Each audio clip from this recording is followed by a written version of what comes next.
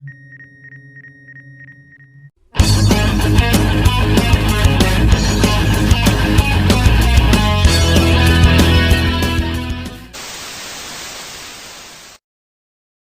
semua, selamat datang kembali di cerita No Debat. Sebelum masuk ke video, saya ucapkan terima kasih buat kalian semua yang telah mensupport channel ini dengan cara apapun itu. Jika ada salah kata dan ejaan asing, mohon dimaklumi ya cuy. Di video kali ini, saya akan melanjutkan cerita sang penguasa neraka. Yang di part sebelumnya, di panti asuhan terlihat sekelompok preman yang membawa eskapator hendak merobohkan panti asuhan. Namun, tiba-tiba ada seorang pak tua yang menghadang aksi mereka, yang langsung kena todong, membuatnya tak berdaya. Tua preman langsung memberi komando untuk anak buahnya segera menyelesaikan pekerjaannya. Namun, semua dikejutkan dengan eskapator yang secara tiba-tiba menyerang mereka. Si ketua terlihat memberi perintah untuk menghentikan si pengendara yang diketahui adalah Fucai atau Raja Yanluo, yang langsung meratakan mereka semua. Membuat Pak Tua kagum dengan skill mengemudikan alat beratnya. Ketua yang melihat anak buahnya telah rata berlari ketakutan dan menghampiri seorang gadis untuk dijadikan sandera, yang mengancam akan membunuhnya jika dia tidak mau turun dan bertarung dengannya secara langsung. Mendapat tantangan, Fucai pun turun, yang terlihat begitu keren. Tua menyombongkan diri bahwa dia pernah memenangkan medali emas, yang kemudian merendahkan Fucai bahwa dia akan mengalahkannya dengan sekali serang. Namun secepat kilat, Fucai langsung berdiri di dekatnya, membuat organ tubuh si ketua terpelintir, yang terlihat begitu menyedihkan dan mengenaskan. Fucai langsung menghampiri Pak Tua, yang ternyata orang tersebut adalah kepala panti asuhan yang merawatnya ketika ia masih kecil. Melihat itu adalah salah satu anak asuhnya dulu, Pak Tua terlihat marah karena tak pernah mengabarinya apapun. Fucai memberikan Pak Tua arak yang dapat memanjangkan umur, yang membuat Pak Tua sangat menginginkannya. Pak Tua lanjut mengajaknya masuk dan menjelaskan semua masalah yang terjadi akibat dari Wen Kai. Fucai mengatakan bahwa Pak Tua tidak usah khawatir karena dia akan mengurus semua dan menyelesaikan masalahnya. Fucai pun pergi meninggalkan Pak Tua tersebut. Dia langsung meminta sistem untuk melacak lokasi Wen Kai. Sistem yang menerima perintah langsung mengkonfirmasi bahwa Wen Kai akan mengadakan pesta malam ini. Mendengar hal itu, Fucai pun akan ikut berpesta. Dia pun berangkat menggunakan eskapator yang memotong 100 poin roh untuk mengaktifkan mode hantu, yang dengan cepat sampai ke lokasi Wen Kai. Di Hotel Century terlihat Wen Kai dan para anak buahnya menunggu kabar dari para preman yang telah dibantai Fucai di panti asuhan. Namun Wen Kai terlihat begitu percaya diri bahwa mereka dapat dengan mudah menyelesaikan tugasnya. Mereka akhirnya datang, tapi itu adalah mayat yang dikendalikan Fucai. Qi menanyakan keberadaan ketua mereka, yang langsung dijawab oleh Fucai sambil mengeluarkannya dari karung. Ini orang yang kalian cari. Fucai langsung memperingatkan Wen Kai untuk menghentikan masalah panti asuhan. Masih sempat jika dia menyerah sekarang. Jika tidak, akibatnya sangat mengenaskan. Qi, tangan kanan Wen Kai, terlihat sok jago, yang mengancam Fucai, tapi tangannya harus remuk terkena sentuhan dari Fucai. Wen Kai melihat hal tersebut bukan menyerah. Dia pun meminta anak buahnya menyerang. Tembakan mereka dihentikan oleh para zombie yang menyerang balik dengan menggigit mereka. Wen Kai melihat hal tersebut tidak normal, meminta agar nyawanya diampuni, dan berjanji akan menjaga panti asuhan dengan nyawanya sendiri, dan akan memberi uang kompensasi kepada Pak Tua pengurus panti asuhan tersebut. Mendengar hal tersebut, Fucai pun mengampuni nyawanya. Tetapi sesaat kemudian, Wen Kai menelepon Tuan He dan menceritakan semua kejadian yang dialaminya. Tuan He yang sok keras terdengar sangat meremehkan Xu Fucai dan berkata akan mengurusnya nanti. Mereka akan pergi ke tempat pendeta Jianxing di Villa Gunung Sunyi. Singkat cerita, Wen Kai pun OTW. Fu Cai yang mengetahui semua ucapan Wen Kai tidak tulus masih mengawasinya. Dia pun akhirnya mengikuti Wen Kai ke tempat yang akan ia tuju, yang bertujuan untuk membersihkan semua akar masalahnya. Di tempat lain terlihat Tuan He bersama seorang wanita yang sedang menunggu kedatangan Nona Hiryu. Anak buahnya pun mengabari bahwa si Nona sudah tiba. Dengan akal licik, Tuan He menyiapkan sebuah minuman yang telah ia campur obat perangsang untuk diberikan kepada wanita tersebut. Nona Hiryu pun tiba. Dia bermaksud meminta maaf atas kejadian semalam. Tuan He yang licik mencoba bersikap baik untuk melupakan masalah yang telah terjadi dan mempersilahkan duduk dan menawari secangkir teh. Kemudian membicarakan masalah bisnis mereka. Nona Hiryu yang polos mencoba mengambil teh tersebut, tapi si hantu Wewe melemparkan teh perangsang yang membuat Tuan He menunjukkan sikap aslinya karena rencana pertamanya telah gagal dan memerintahkan dua anak buahnya untuk membunuhnya. Dua anak buahnya pun langsung menyergap, tapi hantu Wewe yang telah menerima perintah dari Raja Yanluo tidak membiarkan wanita titipan tuannya disentuh orang lain. Mereka pun terlihat meninggal dengan sangat mengenaskan. Tuan Hiryu dan si wanita ketakutan menyaksikan pemandangan yang tidak logis. Hantu Wewe langsung menyerang wanita tersebut dan merasukinya. Tuan He yang melihat hal tersebut ketakutan dan meminta ampun. Namun terdengar dari balik pintu seseorang berteriak, "Dasar siluman, beraninya berbuat onar di tempat ini." Kelebat cahaya kuning mengarah ke wanita yang sedang dirasuki, dan terlihat itu adalah kertas jimat yang langsung mengikat wanita tersebut. Serangan tersebut berasal dari pendeta Jianxing yang sedang merapal mantra. Si hantu yang telah tak berdaya meminta Nona Hiryu untuk menjauh. Pendeta Jianxing memarahi Tuan He karena telah bersikap sembrono dan terlalu banyak melakukan kesalahan. Si pendeta dengan jimat ajaibnya mengeluarkan sebuah pedang yang bersiap untuk menghabisi hantu Wewe. Merasa musuhnya terlalu kuat, hantu Wewe memutuskan kabur, membawa Nona Hiryu. Tuan He yang melihat hal itu meminta pendeta untuk jangan membiarkan mereka kabur. Pendeta hanya berkata, hari ini mereka tidak akan bisa melarikan diri. Benar saja, si pendeta telah memasang arai penghalang. Si hantu sadar, tapi dia tetap memaksakan diri untuk menerobos arai tersebut. Si pendeta yang melihat hal itu pun dibuat kagum karena jarang melihat pemandangan yang sangat mengharukan. Si hantu rela mengorbankan nyawanya untuk menyelamatkan si Nona. Arai penghalang berhasil dijebol meskipun tubuh si hantu harus mendapatkan luka serius yang langsung melemparkan Nona Hiryu agar bisa kabur. Hantu Wewe yang telah kehabisan energi pasrah dan meminta maaf kepada Raja Yan. Hanya ini yang bisa ia lakukan. Si pendeta dengan pedang berusaha menghabisinya. Tetapi sesaat sebelum itu terjadi, tubuhnya terhempaskan dengan sangat keras. Serangan tersebut berasal dari Fu Cai yang telah berada di lokasi. Si pendeta pun bangkit dan mulai menyerang dengan jurus pedang emas yang mengarah ke Fu Cai, membuat Tuan He yang melihatnya kagum dan mengira bahwa orang yang terkena pasti musnah. Fu Cai dengan santai telah berada di belakang si pendeta yang memuji tekniknya. Tetapi dengan jentikan jari, sang pendeta pun terpental. Itu belum cukup mengalahkan si pendeta. Dia pun mengeluarkan jurus andalannya. Fu Cai yang akan menerima serangan hanya terlihat santai dan tidak bergeming sedikit pun.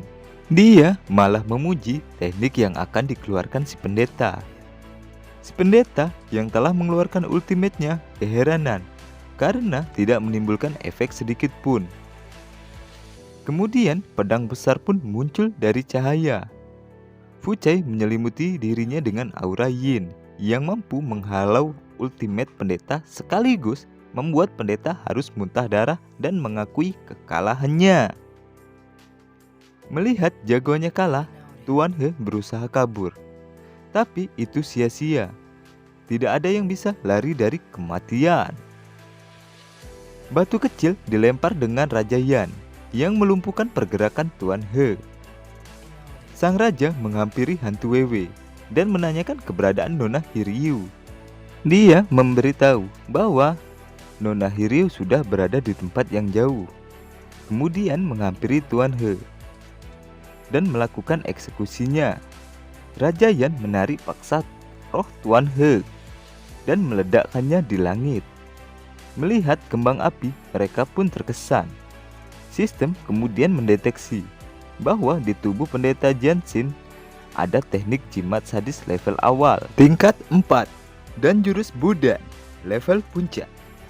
Raja Yan tanpa buang waktu menghampiri pendeta dan merampas buku-buku jurusnya. Terlihat pendeta hanya bisa pasrah.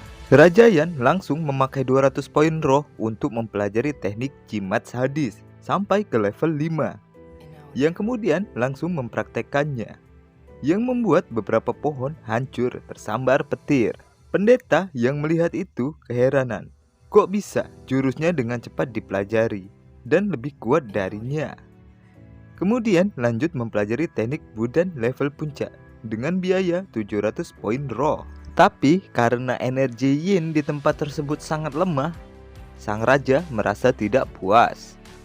Pendeta yang mengetahui energi Yuan Qi di tubuh Raja Yan memuncak sadar bahwa teknik Budan telah dikuasai sepenuhnya. Mengetahui semua teka-teki yang belum ia terpecahkan, ia akhirnya sadar bahwa lawannya adalah Raja Neraka. Dia pun langsung memberi hormat kepada Raja Yan Luo. Raja Yan hanya tersenyum ketika identitasnya diketahui. Jansen lanjut mengakui semua kesalahan dan dosanya. Dia siap dihukum. Raja Yan yang mengetahui Jansen masih berguna, dia lanjut mempertanyakan atas kesiapannya. Dia pun menjelaskan bahwa Nona Hiryu dalam ramalannya akan mendapat cobaan berat yang akan menimpanya. Raja Yan lanjut mempertanyakan ke hantu Wewe, kemana dia mengantarnya. Hantu Wewe mengatakan bahwa dirinya tidak bisa melacak keberadaannya. Jansen merasakan dari auranya Nona Hiryu berada di Gunung Dagu. Itu adalah tempat yang sangat berbahaya. Dia yang sekelas pendeta nomor 2 saja tidak berani memasukinya. Raja Yan yang misi utamanya menaklukkan pasukan Yin hanya tersenyum karena merasa langit sangat menyayanginya. Raja Yan pun mengumumkan bahwa mereka sekarang adalah anggota dari partai Evil Yan Luo dan memberi perintah untuk mengikutinya ke Gunung Dagu untuk menemui prajurit Yin. Di Gunung Dagu, Nona Hiryu yang baru sadar dibuat bingung dengan keberadaannya saat ini. Si Nona ditangkap hantu setempat. Para hantu melaporkan kepada pemimpin. Ketika sadar, dia kaget karena melihat beberapa tengkorak berada di hadapannya, yang langsung berbicara bahwa dirinya tidak perlu cemas karena mereka tidak akan menyakitinya. Jenderal Wang Tian menanyakan mengapa dia bisa berada di tempat tersebut. Si Nona bukannya takut, dia malah terkesima dengan ketampanan sang jenderal. Lanjut menjawab bahwa dirinya terbang dan ketika terbangun sudah berada di tempat tersebut. Ternyata di Gunung Dagu ada 2 fraksi, roh jahat dan roh baik. Anak buah Jenderal Wang melaporkan bahwa keberadaan Nona Hiryu sudah diketahui dan dia sedang menuju ke markasnya. Jenderal Wang memerintahkan anak buahnya untuk menjaga Nona Hiryu dan dia akan menemui orang tersebut. Sin berpindah ke Raja Yan yang telah berada di Gunung Dagu dan merasakan energi Yin yang begitu tebal. Dia lanjut meminta lokasi dari Nona Hiryu. Setelah lokasi tepatnya diketahui, Raja Yan dan pengikutnya pun segera ke TKP. Di TKP terlihat roh merah yang sedang meneriaki Jenderal Wang agar menyerahkan wanita yang ia sembunyikan. Raja Yan dan pengikutnya akhirnya sampai di TKP. Mereka masih memantau situasi. Sistem mendeteksi ada 125 juta roh di tempat tersebut. Jiang Xin yang mengetahui bahwa mereka semua adalah roh heroik kagum dan dijelaskan roh heroik adalah roh yang semangat bertarung dan mati karena berperang. Ada 3 syarat yang harus dipenuhi. Pertama, prajurit yang rela mati dan berkorban. Kedua, tempat yang dipenuhi energi yin. Ketiga, harus menunggu ratusan tahun agar terbentuk tubuh roh. Singkat cerita, mereka pun hendak adu mekanik. Ketika akan melakukan baku hantam, Raja Yanluo berkata, "Tunggu dulu, siapa yang menyuruh kalian berkumpul dan bertarung?" Si roh merah tidak menggubris. Dia pun masih asal serang. Jian Xing mencoba menghentikannya, tapi jurusnya dengan mudah dipatahkan dan membuat dia terpental. Jenderal Wang mencoba menyerang dari arah belakang, tapi masih juga tidak berhasil. Mereka pun akhirnya berhadapan dan memulai duel. Namun kekuatan Jin Merah lebih unggul dan membuat Jenderal Wang hampir terkena serangan. Dengan cepat Raja Yan menghentikan serangan Jin Merah. Awalnya Raja Yan tidak ingin membunuhnya, tetapi karena Jin Merah terus melawan, dengan satu gerakan dia pun tidak bisa bergerak. Menggunakan jurus mirip stempel Raja Neraka, Jin Merah akhirnya musnah.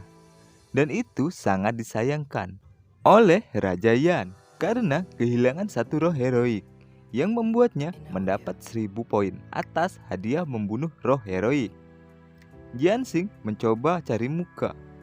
Dia pun mendeklarasikan, "Raja Yanluo berada di sini. Siapa yang mau cari masalah?" Sebenarnya sikapnya sangat membuat jengkel Raja Yan, tapi dia pun memakluminya. Mengetahui kebenaran yang sesungguhnya, Jenderal Wang hanya terdiam. Raja Yan berbicara bahwa dirinya datang mencarinya dan memintanya agar setia pada nerakanya dan ikut menghukum berbagai dunia bersamanya. Mendengar ucapan Raja Yan, Jenderal Wang merasakan aura kewibawaan yang luar biasa yang membuatnya tak bisa bergerak dan menolaknya. Dia pun bersedia dan bersumpah setia. Sistem mengeluarkan notif, berhasil menyelesaikan misi menaklukkan Wang Tianyun dan 120 roh heroik dan membuka camp prajurit Yin. Roh heroik melapor ke Jenderal Wang bahwa Nona Hiryu terkena efek energi Yin dan pingsan. Jian Xing mengatakan bahwa pil dahuan yang ia buat dapat menyembuhkan Nona itu. Raja Yan meminta sistem untuk mengirim semua pasukannya kembali ke neraka. Kemudian menanyakan berapa lama lagi waktunya di dunia manusia. Sistem menjawab hanya tinggal 10 jam. Mengetahui waktunya yang terbatas, Raja Yan bergegas membawa Nona Hiryu untuk diobati. Singkat cerita, di tempat Jian Xing, dia memberikan obat itu kepada Raja Yan dan kemudian diminumkan ke Nona Hiryu. Beberapa saat, Nona Hiryu pun sadar. Dia melihat Fucai yang ia kenal berada tepat di hadapannya. Raja Yan menggodanya bahwa langit memang menjodohkan mereka. "Aku menyelamatkanmu lagi. Dengan cara apa kau membalasnya?" Tapi tiba-tiba tubuh Nona Hiryu merasa panas karena efek pil dahuan.